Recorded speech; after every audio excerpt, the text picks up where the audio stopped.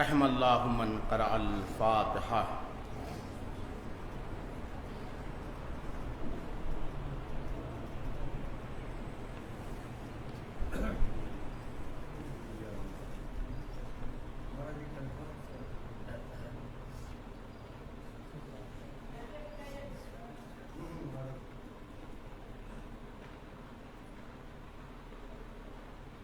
بر محمد و آل محمد صلوات.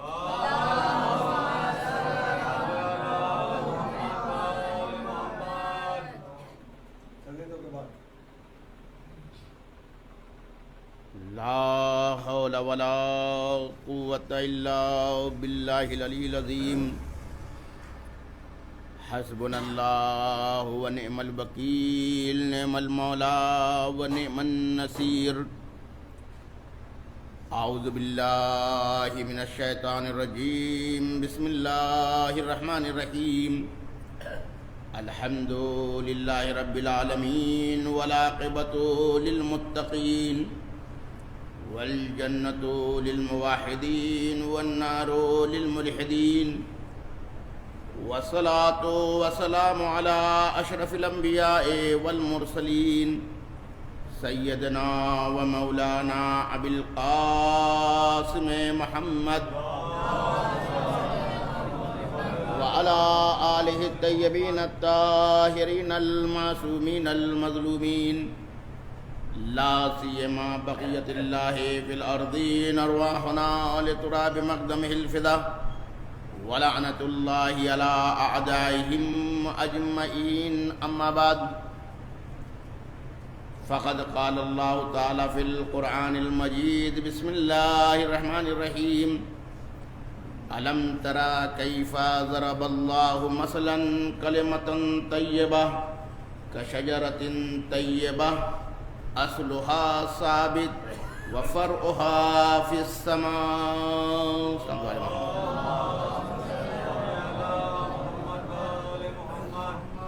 عزیزان گرامی، اس عشرہ مجالس کو آپ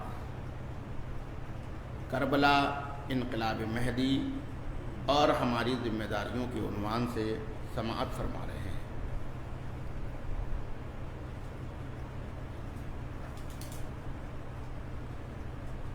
بہرحال دھیرے دھیرے اس مجلس کا وقت جو ہے وہ بڑھتا جا رہا ہے، اور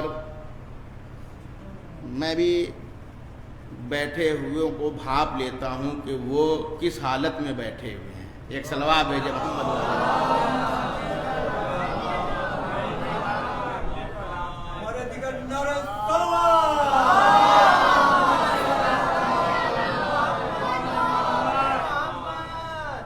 اسی لیے کبھی کبھی ایسا بھی کرنا پڑتا ہے کہ جو بات کہنی ہوتی پھر اس کو چھوڑ دیتے ہیں، کیونکہ سامنے والے کا ایک مزاج ہے.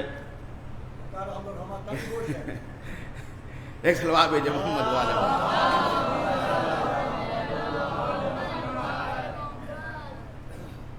نہیں، ایک بات یہ ہوتی ہے نا کہ اگر آپ کوئی علمی یا کوئی دقیق بحث کرنا چاہیں تو اس کے لیے بہرحال ایک وقت ہوتا ہے. اب یہ تو آپ کی محبت ہے کہ آپ اس وقت بھی سننے کے لیے بیٹھے ہوئے ہیں،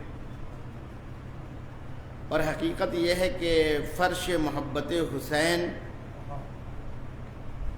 ہمیں اس سماج سے ملانا چاہتا ہے جہاں پوری دنیا میں محبت کی حکمرانی ہوگی. یہ فرش محبت حسین. آپ یہاں آئے کس کی وجہ سے آئے؟ امام حسین کی محبت میں یہاں آئے. اتنی رات میں کون آتا ہے؟ یہ صرف کون آپ کو کھینچ کر کے لایا یہاں تک؟ محبت امام حسین علیہ السلام. شجرہ طیبہ اور کلمہ طیبہ، اس کی اصل و اساس میں ایک چیز کیا ہے؟ محبت.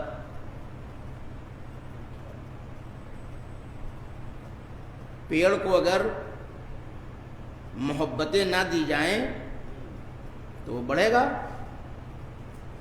پیڑ کو ہم نفرت سے پالتے ہیں یا محبت سے پالتے ہیں؟ آج ایک اہم نکتے کی طرف آپ کو لے جانا چاہتا ہوں. قرب منازل قرب نوافل میں ایک مرحلہ وہ آتا ہے ولایت کے مراتب میں جس کو محبت کہا جاتا ہے. امام آئیں گے تو وہ سماج کون سا ہوگا؟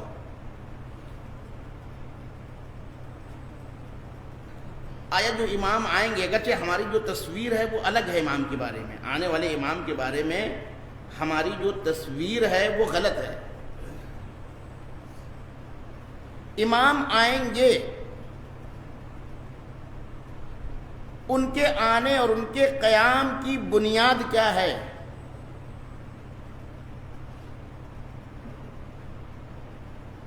اگر آپ روایات میں جائیں گے تو ان کے قیام کی بنیاد محبت پر ہے. اصلا امام کے اصحاب کی صفات میں یہ بیان کیا گیا کہ وہ دنیا کے مہربان ترین لوگوں میں ہوں گے. ہلاکو کو لے کے آ جائیں گے تو کام بنے گا، چنگیز کو لے کر کے آئیں گے تو کام بنے گا. اگر چنگیزوں سے کچھ ہو سکتا ہے دنیا کا بھلا تو بہت پہلے ہی ہو جاتا. کہا کہ یاران امام زمانہ ایسے لوگ ہیں کہ جو دنیا کے مہربان ترین لوگ ہیں، اور اسی لیے وہ جس علاقے سے گزریں گے تو ایک سرزمین دوسری سرزمین پر فخر کرے گی کہ اس وقت یاران امام مہدی میرے اوپر ہے.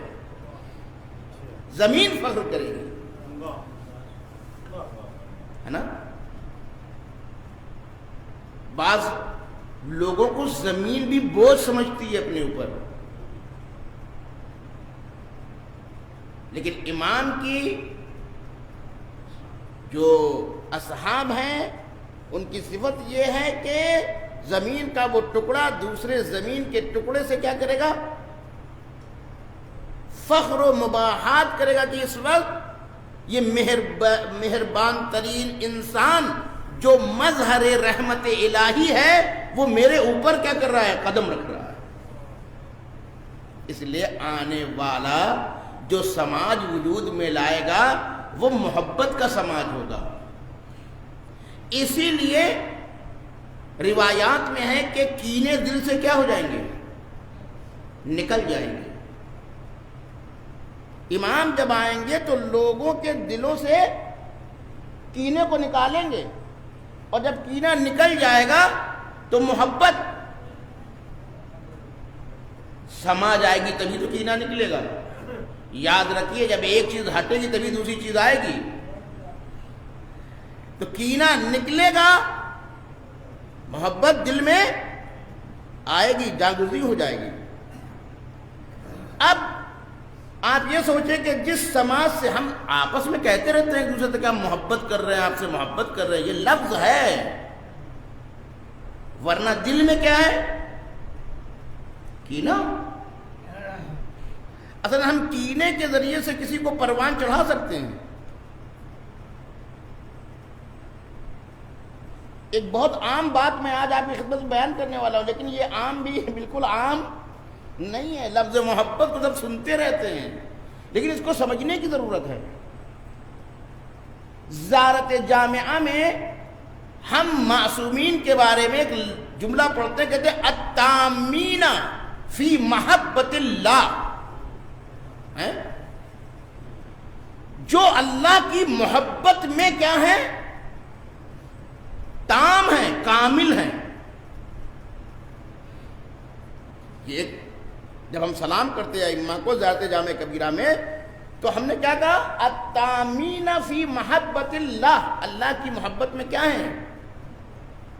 تام ہیں، کامل ہیں. یعنی کمال دیکھنا ہے محبت کا تو اہل بیت کو دیکھو. اسی لیے عزیزان گرامی دنیا کو کوئی نجات نہیں دے سکتا جن کے وجود کی بنیاد نفرتوں پر ہو، وہ دنیا کو نجات نہیں دے سکتے۔ دنیا کو نجات وہی دے سکتے ہیں جو التامین فی محبت اللہ کا مصداق ہے۔ وجہ کہہ رہا ہوں ذہن کرنے کبھی ہم اس بات پر آئیں کیوں مودت اہل بیت کا مطالبہ کیا گیا؟ محبت اہل بیت کا تمام صفات پائی جاتی ہیں، مگر اس میں تو صرف ایک چیز کا مطالبہ کیا گیا، مودت اہل بیت۔ مودت اہل بیت کیوں؟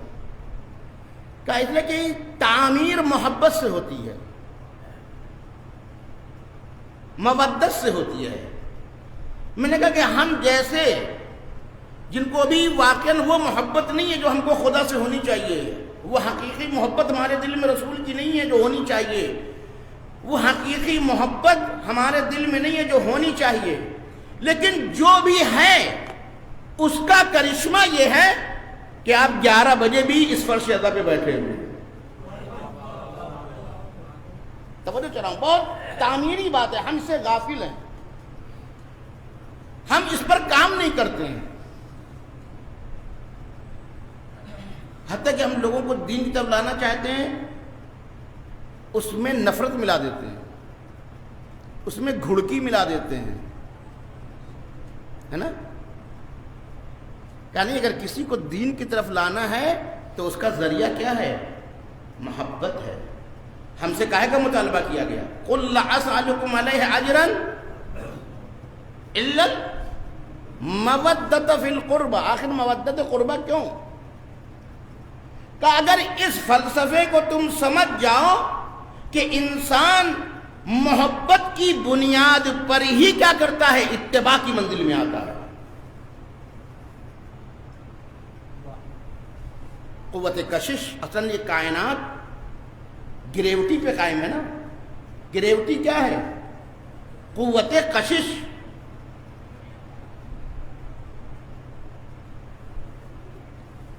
ہم آئیں محبت خدا سے فائدہ اٹھائیں،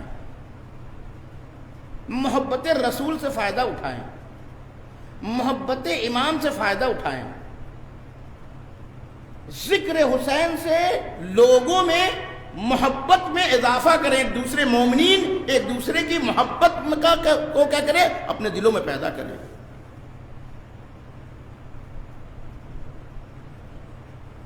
اگر ہم وہ سماج چاہتے ہیں جو امام بنانا چاہتے ہیں، یعنی کینے دل سے کیا ہو چکے ہوں گے؟ نکل چکے ہوں گے۔ محبت جاگزی ہو جائے گی۔ جب محبت جاگزی ہو جائے گی اس کا کرشمہ کیا ہوگا؟ کہاں کہ خیرات نیکیاں ایسے پنپیں گی کہ جب نفرت کا کوئی خانہ ہی نہیں رہے گا تو نہ لوٹ ہے، نہ مار ہے، نہ چھیننا ہے، نہ جھپٹنا ہے۔ جہاں محبت ہوتی ہے وہاں انسان اپنا لقمہ بھی نکال کر کے دے دیتا ہے۔ مگر بچے سے باپ کو محبت ہوتی ہے یا نہیں ہوتی ہے؟ بچے سے باپ کو محبت ہوتی ہے۔ بتائیے، باپ اپنا لقمہ اسے کھلا دیتا ہے کہ نہیں کھلا دیتا ہے؟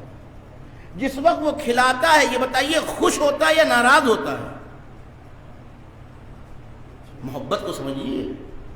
اگر باپ کے دل میں محبت آ جائے وہ اپنا لقمہ کھلا دیتا ہے۔ ایک ماں اپنا لقمہ کھلا دیتی ہے، خود بھوکی رہتی ہے، مگر جس وقت وہ بھوکی رہتی ہے، امام حسین علیہ السلام نے خدا کے بارے میں ایک جملہ کہا کہ اے وہ رب کہ جو ساحرین فرعون کو بھی سنبھالتا ہے۔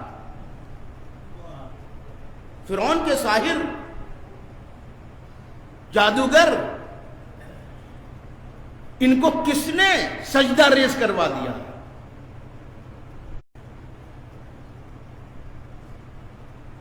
مسلم ابن عقیل نے جان قربان کی، کیوں قربان کی؟ حجر بن عدی نے جان قربان کی، کیوں قربان کر دی؟ میسم تمار نے اپنا سب کچھ نچھاور کر دیا، کیوں کر دیا؟ محبت علی کے۔ کہتے ہیں کہ محبت وہ آگ ہے جو محبوب کے سوا سب کو جلا دیتی ہے. عجیب بات ہے، یہ عرفان میں کہا گیا ہے. البتہ یہ تعبیریں ہیں، تعبیر کو آگ میں نہ سمجھ لیجیے گا. یعنی کسی اور نسبتوں کو وہ نہیں دیکھتا، وہ اپنے محبوب کو دیکھتا ہے. جب وہ محبوب کو دیکھتا ہے تو اب محبوب جن جن چیزوں سے محبت کرتا ہے وہ اس سے بھی محبت کرنے لگتا ہے. یعنی محبوب کے علاوہ نہیں ہے.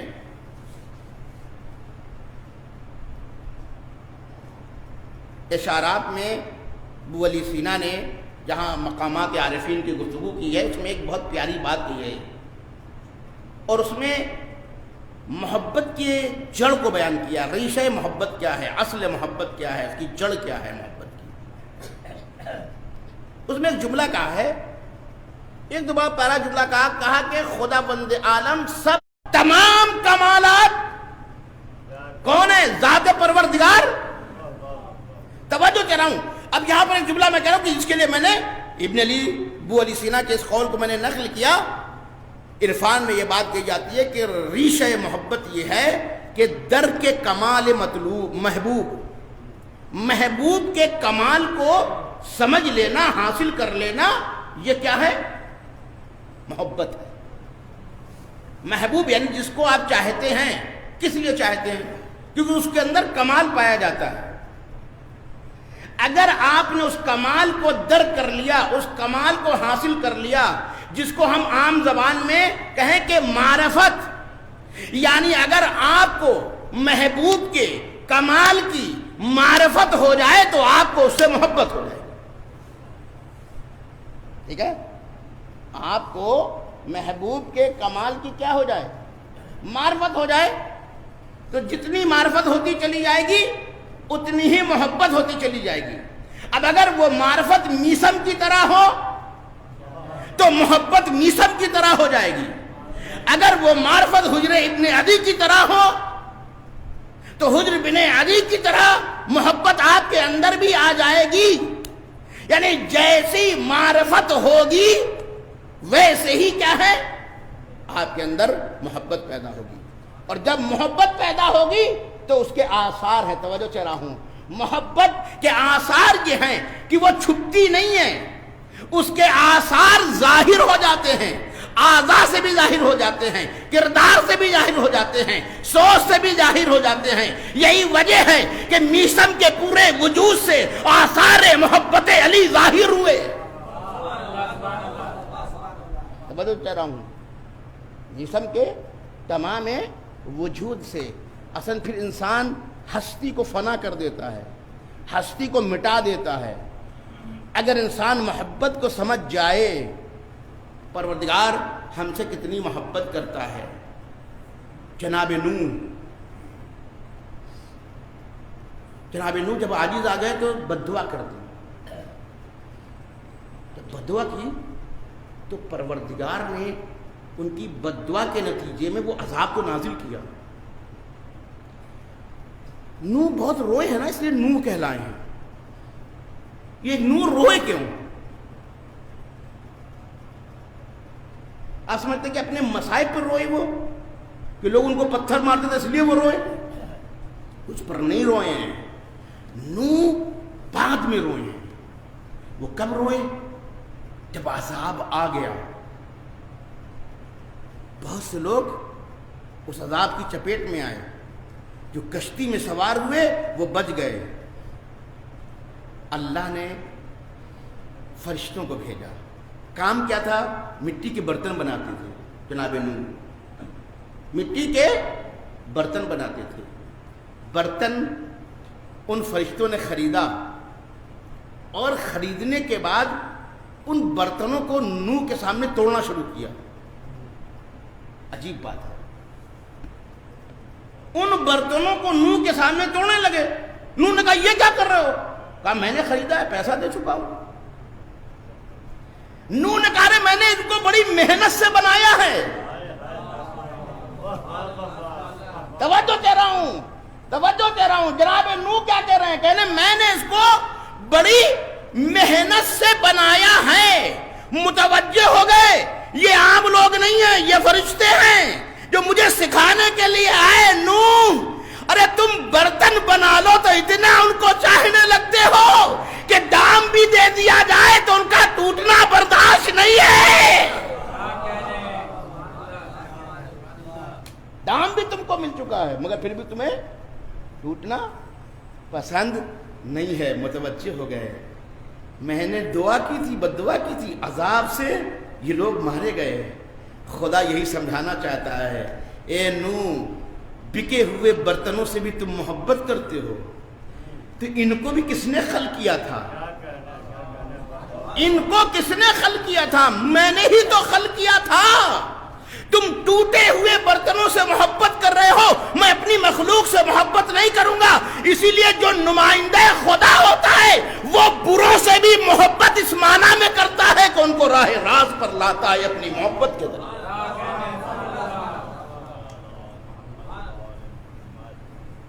ایک اہم بات آپ کی خدمت میں عرض کر رہا ہوں، ہم نے اصلاً اس طاقت سے استفادہ نہیں کیا. ہم اپنے بچوں کو بھی اگر لانا چاہتے ہیں کاہے کے لیے لائیں گے؟ محبت کے ذریعے سے لا سکتے ہیں. کتنے لوگ ہیں جو اپنے بچوں کے ساتھ ان کا رابطہ محبتانہ ہے؟ اگر محبتانہ نہیں ہے آپ ان کو بنا سکتے ہیں؟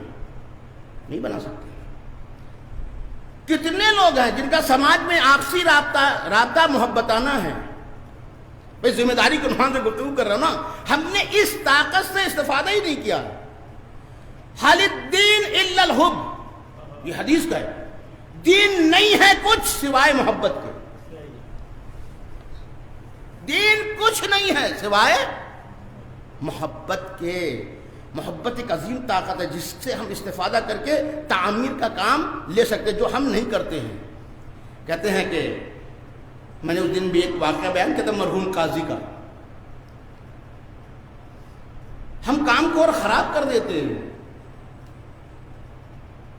مرحوم قاضی مرجع نجف میں، کہتے ایک انسان تھا مشہور تھا بدماشی میں. عجیب بات ہے، بدماشی میں مشہور. ہم آپ ہوتے تو ایسے آدمی کو کیا کریں گے؟ دیکھتے ہی منہ بنائیں گے کہ نہیں بنائیں گے؟ بنائیں گے، بناتے بھی ہیں ہم لوگ.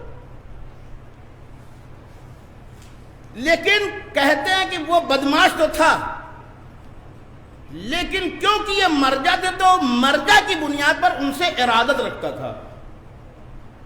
ارادت رکھتا تھا، کسی کے لیے نہیں اٹھتا تھا. کبھی وہ نجف میں ذریعہ مولا جی کی زیارت کے لیے جاتے تھے، وہ راستے میں اگر ملتا تھا فوراً جھک کر کے کہتے تھے سلام علیکم. نمبر 1 کا بدماش تھا اپنے زمانے کا. مر گئے وقت سے ظاہری محبت کرتا تھا، ارادت رکھتا تھا. ہم اور آپ ہوتے، مشہور تھا وہ، ہم آپ ہوتے تو کیا کرتے؟ اس کے سلام کا جواب دیتے. وہ ادھر آتا تو ہم ادھر منہ پھیر لیتے، وہ ادھر آتا تو ادھر منہ پھیر لیتے. مر جائے وقت کاہے سے کام لیا؟ محبت سے. اس نے سلام کیا، کہا علیکم السلام، جواب دیا اس کے سلام. کہنے لگے یہ معاملہ چلتا رہا. کچھ دنوں تک ملا، جب بھی ملا سلام کیا. انہوں نے سلام کا بھی کیا کیا؟ جواب دیا.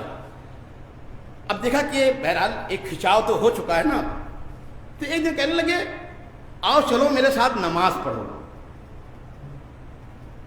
اچھا عجیب آدمی تھا.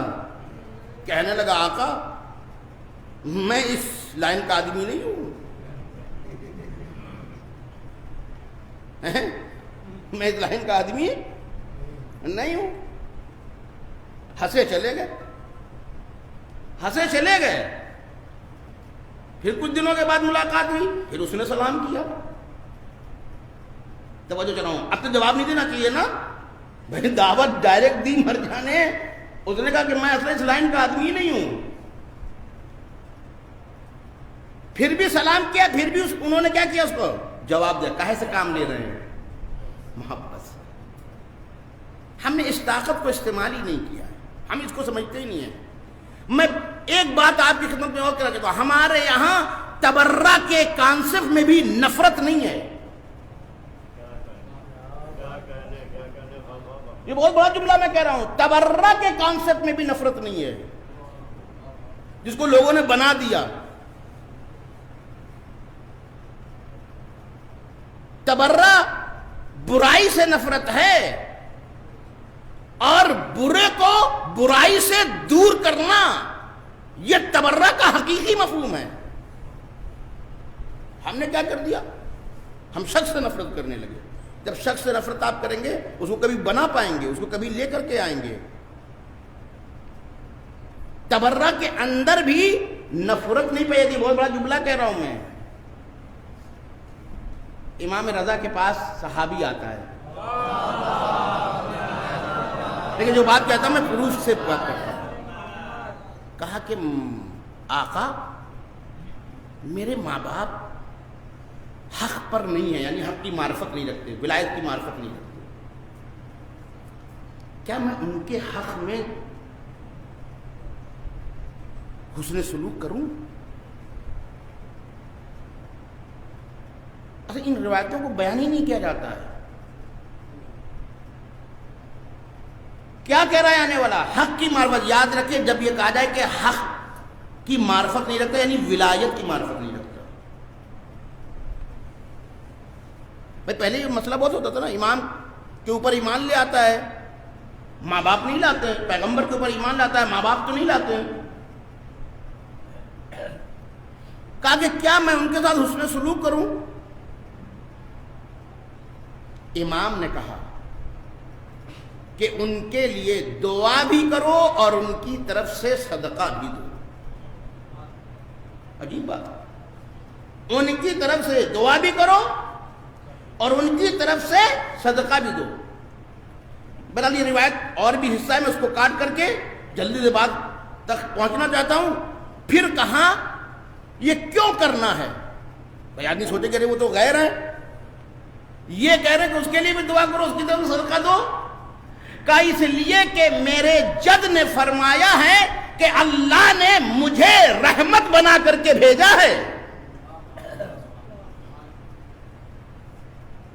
تبرہ نفرت کی بنیاد نہیں رکھتا ہے, وہ غیر حق پر ہے, لیکن اس کے باوجود بھی چھٹے ایمان کی زندگی میں ملتا ہے. ان کا ایک صحابی ہے, کرسچن سے صحابی بن جاتا ہے, جانے لگتا ہے, کہتا ہے میری ماں جو ہے وہ کرسچن ہے, میں ان کے ساتھ کیا کروں؟ امام نے کہا جاؤ ان کے ساتھ بہترین سلوک کرنا. کیا کرنا؟ محبت, بہترین سلوک کرنا. یعنی وہ جب آیا تو ایک دم بدلا ہوا. پہلے بھی ہو سکتا ہے ماں کی اطاعت کرتا رہا ہو, لیکن اب کیونکہ امام سے پوچھا تھا اور امام نے ڈائریکٹ اس کو حکم دیا تھا, اصل میں آ کر کے وہ اس قدر ماں سے محبت کرتا ہے, اس قدر ان کی اطاعت کرتا ہے, اس قدر ان کی فرما برداری کرتا ہے, اس قدر ان کے خیال لگتا ہے کہ وہ کہتا ہے کہ وہ ماں کہتی ہے کہ میرے لال جب سے تو اب کی آیا ہے سفر پہ تو بہت بدلا ہوا نظر آتا ہے. کہا کیا کروں, جن کو میں مانتا ہوں, جن پر ایمان لایا ہوں, انہوں نے یہ حکم دیا ہے کہ جاؤ اور ماں کی اطاعت کرو. میں نے ان سے یہ سوال کیا تھا کہ ہمارا عقیدہ ان سے ملتا نہیں ہے, پھر بھی انہوں نے کہا کہ جاؤ ان کی اطاعت کرو. تو وہ کہنے لگے کہ اس کا مطلب ہے کہ جس پر تم ایمان لائے ہو وہ کوئی نبی ہے. کہا نہیں, نبی نہیں ہے, آل نبی ہے. توجہ کہہ رہا ہوں. دیکھیے آج دنیا میں ہر طرف یہ نعرے دیے جاتے ہیں, بھائی لوگوں کو اپنی طرف لاؤ, لوگوں کو اپنی طرف لاؤ, لوگوں کو اپنی طرف لاؤ. نفرت کے ذریعے سے لاؤ گے, قتل و غارت گری کے ذریعے سے لاؤ گے. امام نے ہمارے سامنے بہت اچھا مسئلہ پیش کیا ہے. کہتے ہیں کہ جب اس نے اپنے بچے کے یہ حسن سلوک کو دیکھا, کہا ایسا حکم تو صرف نبی دیتا ہے. کہا وہ نبی نہیں ہے, وہ نبی کا بیٹا ہے. کہا بیٹا اگر تو نے جو دین اپنایا ہے وہ اتنا اچھا ہے تو مجھے بھی اپنے دین میں شامل کروا دو. کہا دیکھو تبلیغ کا ذریعہ زبان بھی نہیں ہے, تبلیغ کا ذریعہ نفرت بھی نہیں ہے، تبلیغ کا ذریعہ قتل و غارت گری بھی نہیں ہے. ارے تم خدمت خلق میں لگ جاؤ، ثبوت محبت دیتے جاؤ، تبلیغ دین ہوتی چلی جائے گی.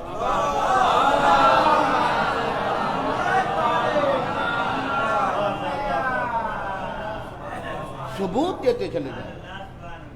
بس عزیزان گرامی، دامن وقت میں گنجائش نہیں ہے گریز کرتے ہوئے مسائل کو. وہ مرجع اس نے اسی سے کام لیا. پھر اس سے ملاقات ہوئی، پھر وہ سلام کرتا ہے، پھر وہ جواب دیتے ہیں. ایک دن اس بدماش نے ان کو پھر سلام کیا. آج کہا دیکھو تم سے میں نے کتنی چیزوں کے بارے میں کہا، تم نے ایک بھی نہیں سنی میری. آج میں تم سے کہتا ہوں کہ بس ایک وعدہ کر لو. اب وہ کیا ہے ایک وعدہ؟ کہا دیکھو میں نے تم سے روز نماز پڑھنے کے لیے کہا، تم نے کوئی وہ بات نہیں سنی. روزہ کا رمضان کا مہینہ آیا، میں نے تم سے روزے رکھنے کے لیے کہا، تم نے کوئی نہیں سنی. اچھا آج تم بس ایک وعدہ یہ کر لو کہ تم کچھ نہ کرو، صرف میرے کہنے سے ایک نماز شب پڑھ لو. ہاں جی بات ہے، جو واجب نماز نہیں پڑھیں گے تیار ہے، اسے کیا کہہ رہے ہیں؟ کہ بس میری وجہ سے، مگر تم اس سے محبت نہیں کرتے ہو، روز سلام کرتے ہو. کیا کرو، صرف میں سے ایک وعدہ کر لو. کہنے لگے آقا جو آپ نماز بتا رہے ہیں، میں جب آنکھ کھلی رہتی تو پڑھتا نہیں ہوں، میں سو کے کیسے اٹھوں گا؟ آپ تو ہم سے ایسا وعدہ لے رہے ہیں کہ جہاں پر ہم جو ہے میں رات میں سوؤں، آدھی رات کو اٹھوں، پھر جا کے وہ نماز پڑھوں. میں جاگ کے تو پڑھ نہیں رہا ہوں. آپ کہہ رہے کہ نہیں ایک ایسی نماز کا وعدہ کر لو. کہا میری وجہ سے بس ایک وعدہ کر لو. میں نے یہ بھی نہیں کہا کہ تم ہر دن پڑھنا، میں تو صرف یہ کہہ رہا ہوں میری وجہ سے ایک دن تم نماز شب پڑھ لو. نیت تم کر لو کہ تمہیں کئے بجے پڑھنی ہے، اٹھانے کی ذمہ داری میری ہے. عجب کاہے سے کام لیا؟ محبت سے کھینچو کی طرف. ہم بچوں کو، ہم معاشرے کو سمجھانا چاہتے ہیں، سدھارنا چاہتے ہیں، نفرت سے، جھڑک کر کے، بھگا کر کے نہیں. کہ میری وجہ سے تم ایک نماز شب پڑھ لو، جگانے کی ذمہ داری میری، ٹائم تمہارا، اٹھانا ہمارا. کہا چلیے آقا اب آپ کہہ ہی رہے تھے، دنوں سے معاملہ چل رہا ہے، یہ اب سمجھ میں آیا ہمارا دین کیوں کہتا ہے کہ سلام کا بھی رابطہ کم سے کم ختم تو نہ کرو. ہم لوگ کیا کرتے، سب سے پہلا رابطہ کیا توڑتے ہیں؟ سلام کرنا ہی. یہ لیجیے جو کنجی تھی وہی ختم. کہا کم سے کم سلام تو باقی رکھو، کیونکہ یہ سلام بہرحال اس بات کا ثبوت ہے کہ محبت اس کے دل میں کسی کونے میں پڑا ہوا ہے. دیکھ رہے کہنے لگے ٹھیک ہے ایک وعدہ، ہر دن نماز شب کی بات نہیں کرتا، ہر نماز کی بھی بات نہیں کرتا، مجھ سے ایک نماز کا وعدہ کر لو، جگانے کا کام میرا. کہا 2 بجے. 2 بجے اٹھا دیا. اب کیسے اٹھایا یہ چھوڑیے بحث، اسی اٹھانے ہی میں تو وہ سمجھا کہ کیا معاملہ ہے، کہ کس طاقت سے اٹھایا انہوں نے. اٹھا دیا بھائی. گیا وضو کیا، وضو کرنے کے بعد آیا مصلی پر، دل ٹوٹا. رات کے سناٹے میں دل ٹوٹا. کہا پروردگار پہلی مرتبہ تیری بارگاہ میں حاضر ہوا، نہ جانے کتنے بندے ہیں جو روز تیری محضر میں حاضر ہوتے ہیں، میں نے غلط کیا،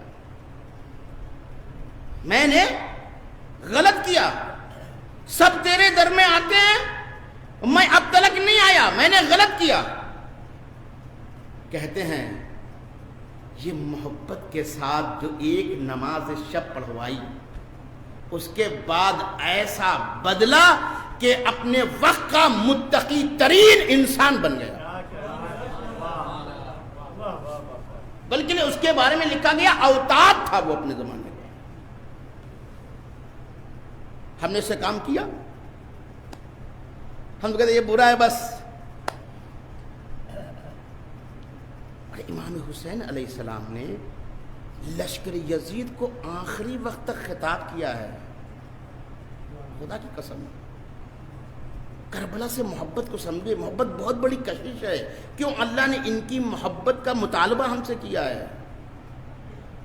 عزیزو ہم بیٹھے ہوئے ہیں، تعارف نہیں ہے، تکلف نہیں ہے، ہم آپ سب کہیں آقا حسین یہ تیری محبت ہی تو ہے کہ ہم یہاں آئے ہیں، بہت بگڑے ہوئے ہیں، بنانا تو آپ کا کام ہے، ایسا بنا کہ ہم اس محبت میں پہنچیں جو تیرے وارث کی محبت ہے۔ بس بات کو میں ختم کر رہا ہوں، اور یہ ایک ایسا مسئلہ ہے، کربلا والوں نے جو قربانی دی کاہے کی وجہ سے دی؟ محبت حسین سے۔ جناب قاسم نے قربانی دی، سوال کیا تھا نا مولا حسین نے، کہا موت تمہاری نگاہ میں کیسی ہے؟ اصلاً جواب میں ایک چیز کو حذف کر دیتے ہیں ہم لوگ، وہ بیان ہی نہیں کرتے ہیں۔ امام جناب قاسم نے یہ کہا تھا احلی من العسل فی محبتک، یہ لفظ ہے، یہ لفظ ہے۔ آقا آپ کی محبت میں موت شہد سے زیادہ شیریں ہے۔ یہ جناب قاسم جملہ، محبت کو سمجھو۔ کربلا ہمیں در سے محبت دے رہی ہے۔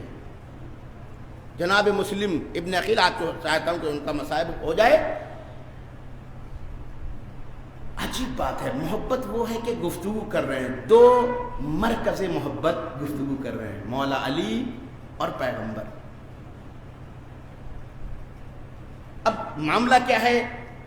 روایات میں ظاہر سی بات ہے کہ پوری تفصیل تو نہیں ہوتی ہے۔ ایک دن مولا کائنات بیٹھے ہوئے جناب پیغمبر سے سوال کر رہے ہیں کہ آپ عقیل سے محبت کرتے ہیں؟ عجیب ہے، مولا کائنات پیغمبر سے سوال کرے کس کے بارے میں؟ جناب عقیل، یعنی اپنے بھائی عقیل کے بارے میں، کہ آپ عقیل سے محبت کرتے ہیں؟ کہا ہاں، میں دو وجہ سے عقیل سے کیا کرتا ہوں؟ محبت کرتا ہوں۔ دو۔ کہا وہ کیا ہے؟ کہا ایک تو خود عقیل ایسے ہیں کہ میں ان سے محبت کرتا ہوں، اور دوسری چیز کیا ہے؟ کہا اور دوسری وجہ یہ ہے کہ میرے چچا ابو طالب عقیل سے محبت کرتے تھے۔ توجہ چاہ رہا ہوں، مگر محبت کا صلہ محبت نہیں ہے۔ ابو طالب ہم سے محبت کرتے تھے، پیغمبر سے کرتے تھے نہیں کرتے تھے؟ تو محبت کا صلہ کیا ہے؟ محبت ہے۔ ہم عقیل سے دو وجہ سے محبت کرتے ہیں، ایک تو خود ان کی ذات کی وجہ سے، ایک یہ کہ جناب ابو طالب عقیل سے محبت کرتے ہیں۔ یہ بات ہو گئی۔ پھر اس کے بعد عجیب جملہ کہا پیغمبر نے، کہا اے علی، تمہارے بیٹے کی محبت میں اس کا بیٹا شہید ہوگا۔ خدا کی قسم یہ ثبوت ہے کربلا والوں کے لیے کہ وہ محبت حسین پر تھے۔ کہا کہ اس کا بیٹا یعنی عقیل کا بیٹا تمہارے بیٹے کی محبت میں شہید کیا جائے گا، جس پر مومنین کی آنکھیں گریا کریں گی۔ جناب مسلم شخصیت کا نام ہے، یوں ہی تھوڑی کہا جاتا کہ ھذا اخی و ثقتی، یہ میرا بھائی ہے، میرا بھروسے مند ہے، میں اس کو بھیج رہا ہوں کوفے میں۔ نائب امام تھے جناب مسلم۔ عزیزو جملہ کہوں، جو نائب امام کی اطاعت کی توفیق حاصل نہیں کر پاتا وہ امام کی بھی اطاعت نہیں کر پاتا. جو نائب امام کی نصرت نہیں کر پاتا وہ امام کی بھی نصرت نہیں کر پاتا ہے. مگر ہم لوگ کہتے نہیں آئیں گے تو نصرت کریں گے. نائب کی تو کر نہیں رہا, نائب کی تو اطاعت نہیں کر رہا ہے, اور کہہ رہا ہے کہ جب وہ آئیں گے تو ہم کیا کریں گے, اطاعت کریں گے. کہا نہیں, مسلم کو اپنا نائب بنا کر کے امام نے کوفے پہ بھیجا تھا. جو مسلم کے وفادار رہے وہ امام کی نصرت تک بھی پہنچے, اور جو مسلم کے وفادار نہیں رہے وہ امام کی نصرت سے بھی محروم ہو گئے. کربلا ہمیں جوڑتی ہے نا. کہا یاد رکھو, امام کی نصرت کا جذبہ اگر رکھتے ہو تو نائب امام سے جڑو, ان کی نصرت کا جذبہ پیدا کرو, ان کی اطاعت کا جذبہ پیدا کرو. یہاں سے گزرتا ہے. جو مراجع کو توہین کر رہے ہیں, کیا آپ سمجھتے ہیں کہ یہ وہاں پہنچ جائیں گے؟ کہا امام کی نصرت کی توفیق ہر آدمی پیدا نہیں کرتا. جو نائب کی نصرت کر لے وہ ان کی توفیق امام تک پہنچتی ہے. یہ راستہ ہے, نائب کا راستہ ہے. بس عزیزو, مسلم جس کی محبت کی گواہی پیغمبر نے دی, وہی مسلم کوفے میں بھیجا گیا. اللہ اکبر, بڑی غربت ہے مسلم کے لیے, بڑی غربت ہے مسلم کے لیے. سوچئے جس سے ہزاروں لوگوں نے جس کی بیعت کی ہو, اور بعد میں کیا منزل آتی ہے کہ آخر میں کوئی بچتا نہیں ہے. مسلم کوفے کی گلیوں میں جا رہے ہیں, رات کا وقت ہو چکا ہے, جاتے ہوئے تھک گئے تو ایک گھر کے سامنے بیٹھ گئے. وہ معظمہ جو گھر میں تھی وہ اپنے بیٹے کا انتظار کر رہی تھی. وہ بار بار آتی تھی, وہ دیکھتی تھی کہ میرا بیٹا آیا کہ نہیں آیا. دیکھا تھا ایک آدمی ہے جو میرے دروازے کے بغل میں بیٹھا ہوا ہے. جب اس نے کئی مرتبہ دیکھا یہ, تو ایک مرتبہ گویا ہوئی. کہا یہ شریفوں کا شیوا نہیں ہے کہ وہ کسی کے گھر کے سامنے رات میں بیٹھا ہوا. اللہ اکبر. سوچئے مسلم کتنا غریب ہو گیا. جو شریفوں کی اولاد, اس سے کیا کہا گیا, یہ شریفوں کا شیوا نہیں کہ تم یہاں بیٹھے ہوئے ہو. جناب مسلم نے کہا ہاں. اور اس نے جملہ اور بھی کہا تھا کہ آپ اپنے گھر کیوں نہیں جاتے. مسلم نے کہا اگر گھر ہوتا تو میں یہاں کیوں بیٹھا ہوتا. کہا پھر آپ ہیں کون؟ تب تعارف کرایا, میں مسلم ابن عقیل.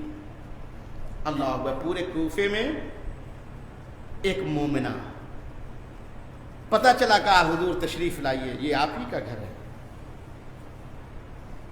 جانتی تھی, اپنے بیٹے کے بھی بارے میں جانتی تھی, بیٹے کے بھی بارے میں جانتی تھی. جناب مسلم کو ایک جگہ پہ رکھا.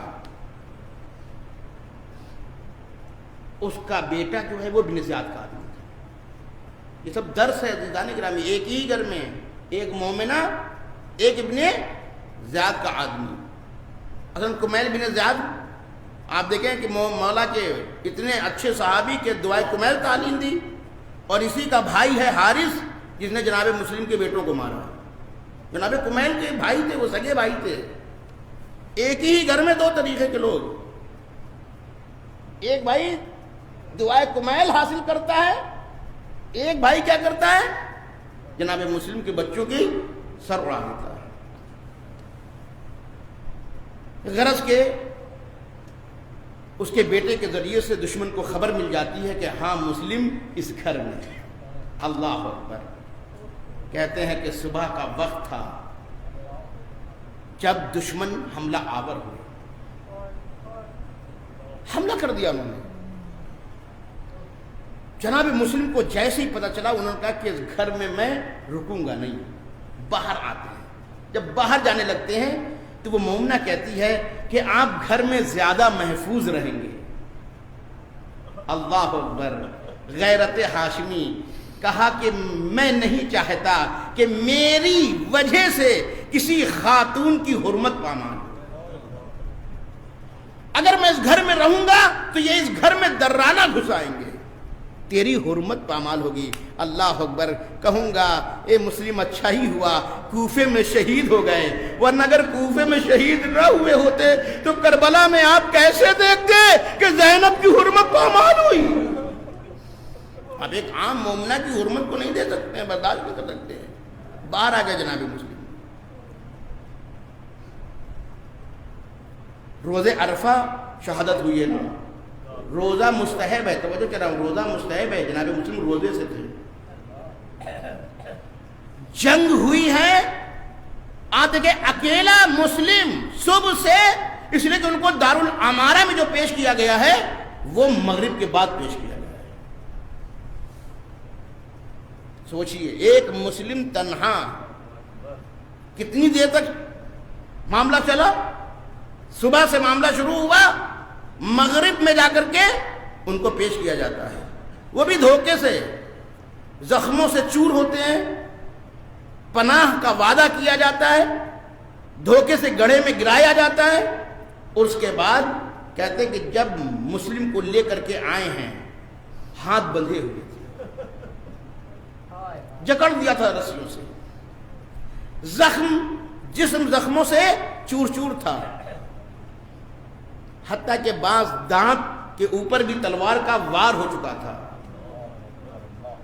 یہی وجہ ہے کہ مسلم جب دربار ابن زیاد میں آئے ہیں، وہ تمام تفصیلات کو میں چھوڑ رہا ہوں، ایک منزل وہ آتی ہے، کیونکہ روزے سے تھے نا، اس دن مستحب تھا روزہ، روزے سے تھے جناب مسلم، پانی طلب کیا، کہا کہ پانی لاؤ، ان میں سے ایک آتا ہے پانی لے کر کے آتا ہے، جناب مسلم نے اس گلاس سے پانی پیا، اس کوزے سے پانی لیا، جیسے ہی منہ لگایا دیکھا کہ خون اس کے اندر گر گیا ہے۔